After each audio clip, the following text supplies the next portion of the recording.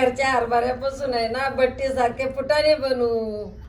वाटी भर आहे ना हरभरे घेतले गावरा नाही तर याच्यात थोडी हळद घालू, थोडं तेल घालू, याला आहे ना एक जीव मिक्स करून घेऊ. 2 मिनिटानंतर आहे ना 2 चमचे पाणी घालू. आता याला कपड्यावर सुकून घेऊ. कढईमध्ये मी मीठ गरम करायला ठेवलंय. मीठ कडक गरम झालंय. आता थोडे थोडे हरभरे भाजून घेऊ. त्याला आहे ना हलवत हलवत भाजून घ्यायचं, फुटले पाहिजे. हरभरे फुटून फुटाणे तयार झाले. चला याला काढून घेऊ.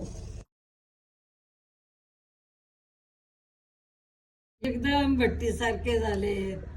या बाळांनो फुटाणे खायला.